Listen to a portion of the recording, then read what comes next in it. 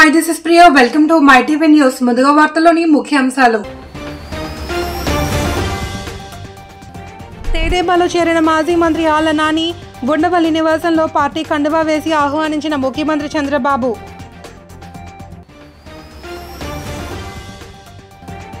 అన్నమయ్య జిల్లాలో ఘోర ఘటన. ఓ యువతిపై యాసిడ్తో దాడికి పాల్పడిన యువకుడు, యువతిని ఆసుపత్రికి తరలించిన పోలీసులు.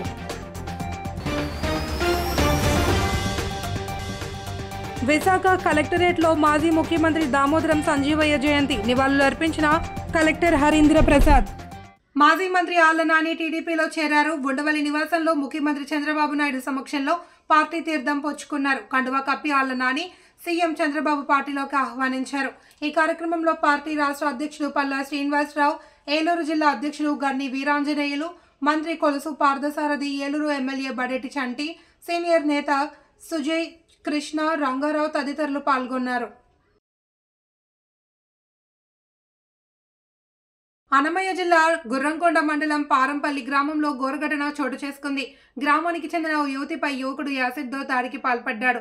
తనను ప్రేమించలేదని వేరే వారితో ఆమెకు నిశ్చితార్థం చేశారని కక్ష పెట్టుకున్న మదనపల్లికి చెందిన గణేష్ అనే యువకుడు యాసిడ్ పోసి కత్తితో పొడిచి దాడి చేశాడు. ఇంట్లో ఎవరూ లేని సమయంలో ఘటన చోటు చేసుకుంది. సమాచారం అందుకున్న తల్లిదండ్రులు హుటాహుటిన గొర్రంకొండ ప్రభుత్వ ఆసుపత్రికి తరలించారు. ఇక్కడ డాక్టర్ అందుబాటులో లేకపోవడంతో మదనపల్లి ప్రభుత్వ ఆసుపత్రికి తరలించారు. పరిణామం జరగడం చాలా బాధాకరం. దీనికి ప్రభుత్వం తరఫున మా తరఫున దిగ్బాధ్యత వ్యక్తం చేస్తున్నాం. ముఖ్యంగా ఇలాంటి కార్యక్రమాలు జరిగినప్పుడు మా ప్రభుత్వం బాధితులకు నెలవేళ సహకారం సిద్ధంగా ఉన్నాం. దానిలో భాగంగానే ఈ సంఘటనను ఖండిస్తూ మా యువ నాయకులు లోకేష్ బాబు గారు అలాగే హోమ్ మినిస్టర్ కూడా స్పందించడం జరిగింది. బాధితురానికి మెరుగైన వైద్యం కోసం ఈరోజు బెంగళూరు పంపించడం జరిగింది. అక్కడ ఏ విధమైన వైద్య సదుపాయాలు కావాలో ఆ సదుపాయాలన్నీ భరించేదానికి రాష్ట్ర ప్రభుత్వం సిద్ధంగా ఉందని లోకేష్ బాబు గారు కూడా ఇప్పుడు ఫోన్లో మాట్లాడి చెప్పడం జరిగింది. కాబట్టి తప్పకుండా బాధితురాలు ఎవరైతే ఉన్నారో ఆ అమ్మాయికి కోలుకునే వరకు రాష్ట్ర ప్రభుత్వం ద్వారా చికిత్స అందేదానికి ప్రభుత్వం చర్యలు తీసుకుంటుంది. మదనపల్లి లొకాలిటీకి చెందిన ఒక అబ్బాయి గణేష్ అన్న అబ్బాయి మెడ మీద స్టాప్ చేయడం, అదేవిధంగా చేతి మీద కత్తిగాట్లు, నన్నెత్తి మీద కూడా పొడిచినట్టు తెలుస్తుంది.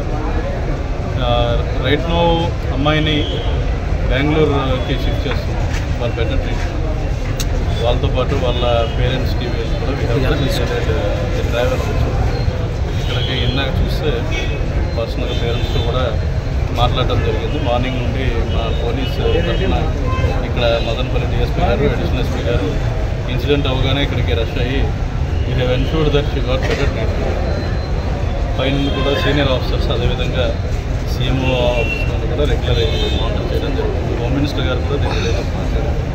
మన లోకల్ మినిస్టర్ గారు, ఎమ్మెల్యేస్ అందరూ కూడా ఇప్పుడు ఏంటంటే the main task is apprehension of accused. అతని తొందరలో వీలైనంత తొందరగా కలుపుకుంటాం. ఎందుకంటే ఇందాక మినిస్టర్ గారు చెప్పారు 15 minutes అన్నారు. 15 minutesతో ఇన్ఫర్మేషన్ అనేది మేము కలెక్ట్ చేయడం జరిగింది. అతను ఎవరు ఏంటి అన్నది. ఎందుకంటే ఇనీషియల్గా అతను పేరు కూడా తెలియదు అన్నారు వచ్చిన వాళ్ళు. సో అలా కాకుండా అతను ఎవరు, ఎక్కడ అతను ఏంటన్నది 15 minutes మా వాళ్ళు. మాజీ ముఖ్యమంత్రి దామోదరం సంజీవయ్య జయంతిని పురస్కరించుకుని విశాఖపట్నం కలెక్టరేట్ మీటింగ్ హాల్లో నిర్వహించిన కార్యక్రమంలో జిల్లా కలెక్టర్ ఎంఎన్ హరీంద్ర ప్రసాద్ సంజీవయ్య చిత్రపటానికి పూలమాల వేసి నివాళి అర్పించారు. ఈ కార్యక్రమంలో జిల్లా రెవెన్యూ అధికారి బిహెచ్ భవానీ శంకర్, సాంఘిక సంక్షేమ శాఖ డిడి రామారావు, బీసీ వెల్ఫేర్ అధికారిని శ్రీదేవి, డిఆర్డీఏపీడీ లక్ష్మీపతి, కలెక్టరేట్ ఏవో ఈశ్వర్రావు, ఎల్డీఎం శ్రీనివాసరావు తదితరులు పాల్గొన్నారు.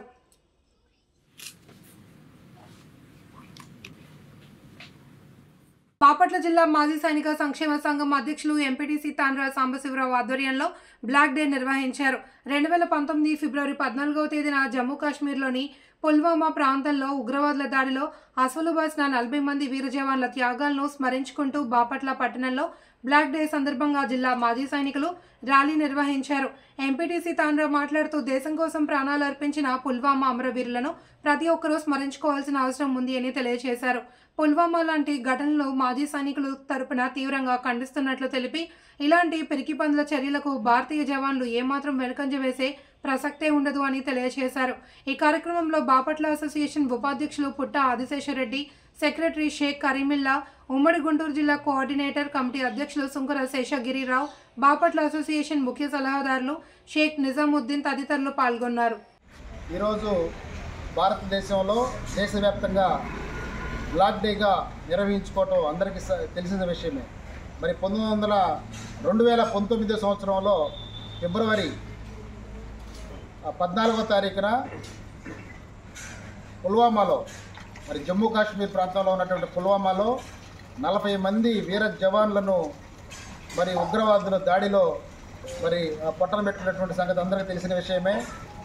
మరి 40 మంది అమరవీరులకు నివాళులర్పించుకోవటం కోసం, వారి యొక్క సేవల్ని కొనియాడటం కోసం భారతదేశ వ్యాప్తంగా బ్లాక్ డే జరుపుకునేటటువంటి సంగతి అందరికీ తెలిసిన విషయమే.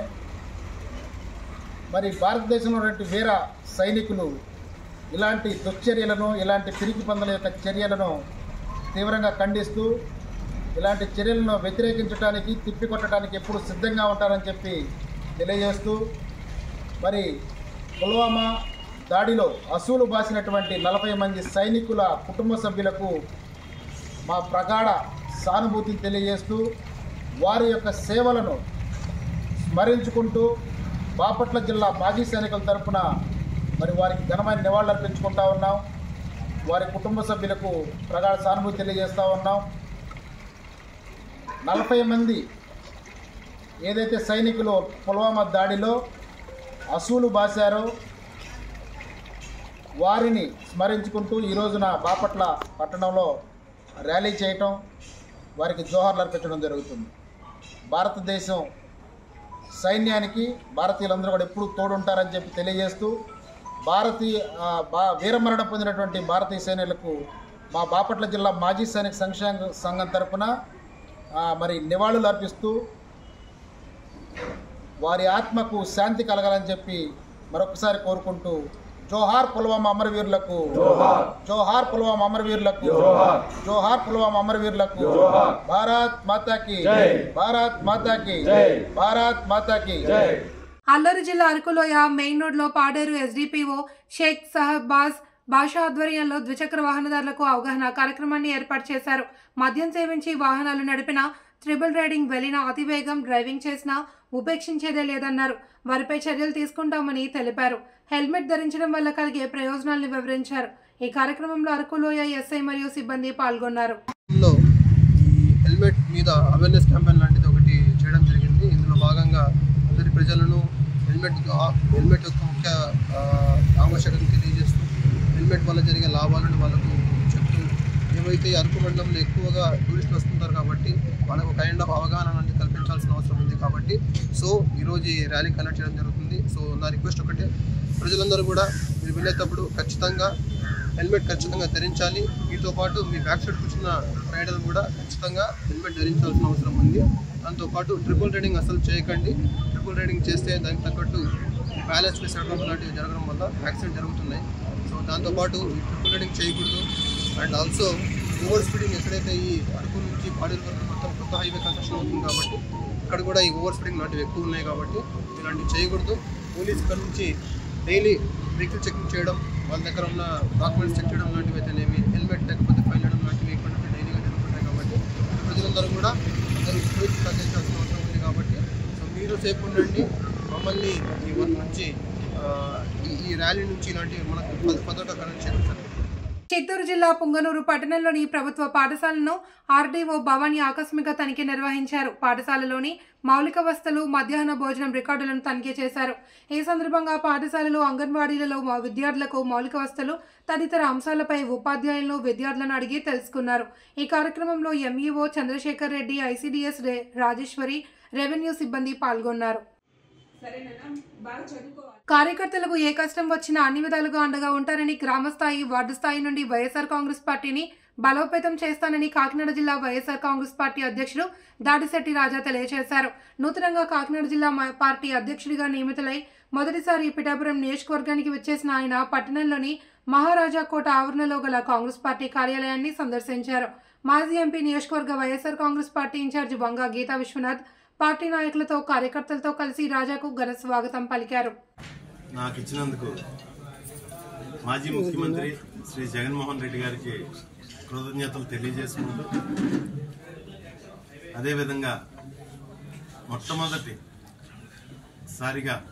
నాకు ఈ పోస్ట్ వచ్చిన తర్వాత మొట్టమొదటిసారిగా మా సోదరి మాజీ ఎంపీ వంగ గీతా విశ్వనాథ్ గారి కాన్స్టిట్యున్సీ పిఠాపురం కాన్స్టిట్యున్సీకి నేను రావడం నాకు ఆనందంగా ఉంది. ఇక్కడ దేవదేవుళ్ళ ఆశీస్సులు తీసుకుని కార్యక్రమాల్లో స్టార్ట్ చేయడం ఎంతో సంతోషంగా ఉంది. అదేవిధంగా పార్టీని, వైఎస్ఆర్ కాంగ్రెస్ పార్టీని అట్టడుగు స్థాయి నుంచి జగన్మోహన్ రెడ్డి గారు చూపించిన బాటలో పెద్దలు గీత గారు, ఇంకా జిల్లాలో ఉన్న కన్నబాబు గారు, ఇంకా పద్మనాభం గారు, మా దొరబాబు గారు, ఈ పెద్దల సలహాల మేరకు ఈ జిల్లాలో పార్టీని పటిష్టపరిచి అట్టడుగు స్థాయి నుంచి కమిటీలు ఏర్పాటు చేసి వచ్చే ఎన్నికలకి పూర్తిగా సన్నద్ధం చేసి 100% రిజల్ట్ వచ్చే విధంగా మేమందరూ కలిసి కష్టపడతాం అని చెప్పేసి మీ అందరికీ తెలియజేసుకుంటున్నాను. అదేవిధంగా ఎప్పుడు కూడా వైఎస్ఆర్ కాంగ్రెస్ పార్టీ శ్రేణులకి కానీ నాయకుడికి కానీ పోరాటాలు చేయడం అన్నది ఎప్పుడు అలవాటే. ఖచ్చితంగా బాధ్యతాయుతమైన ప్రతిపక్షంగా మా వంతు బాధ్యత నిర్వర్తిస్తామని చెప్పి తెలియజేసుకుంటూ సెలవు తీసుకుంటాం. కోరిన వరాలిచ్చే కొంగు బంగారం గాజు ఒక 73వ వార్డు సింహగిరి కాలనీ ఆరాధ్య దైవం శ్రీ తుంపాలమ్మ తల్లి ఆలయం ద్వితీయ వార్షికోత్సవం ఘనంగా నిర్వహించారు. అమ్మవారిని వివిధ రకాల పూలతో సర్వాంగ సుందరంగా అలంకరించారు. అర్చకులు ఆరవెల్లి గణేష్ శర్మ పర్యవేక్షణలో కుంకుమార్చన, శాంతి హోమం, పంచామృత అభిషేకం, నీరాజన, మంత్రపుష్పం వంటి పూజలు చేశారు. అమ్మవారి ఆలయ సన్నిధిలో వేలాది భక్తులకు అన్నప్రసాదం పంపిణీ చేశారు. ఆలయ ధర్మకర్త బొడ్డేడ వెంకటరమణ రాఘవమ్మ దంపతులు తొలి పూజలో పాల్గొన్నారు.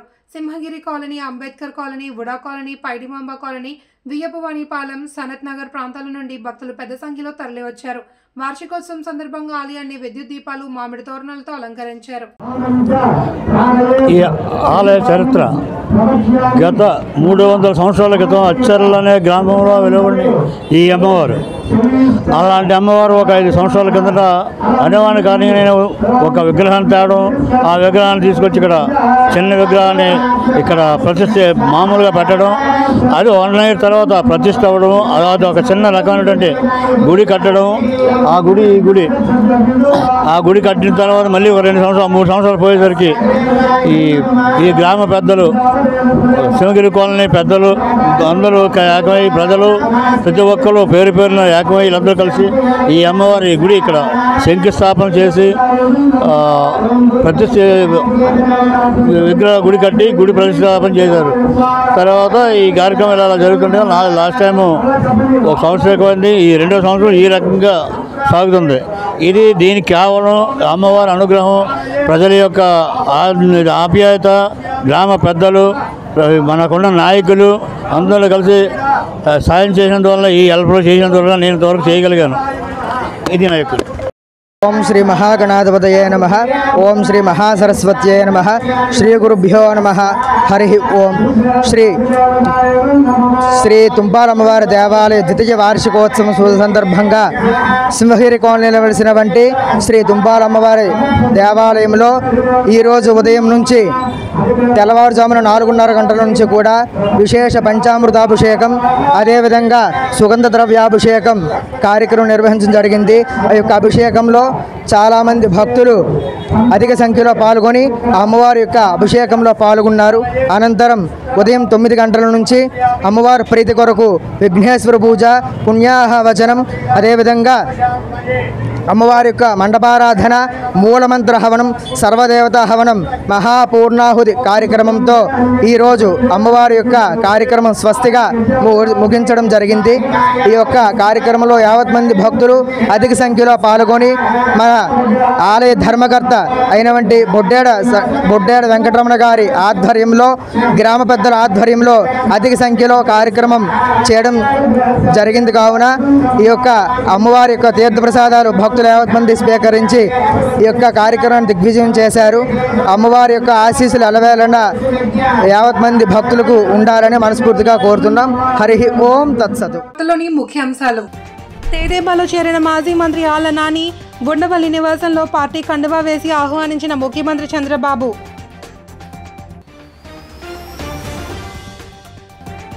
అన్నమయ్య జిల్లాలో ఘోర ఘటన. ఓ యువతిపై యాసిడ్తో దాడికి పాల్పడిన యువకుడు, యువతిని ఆసుపత్రికి తరలించిన పోలీసులు.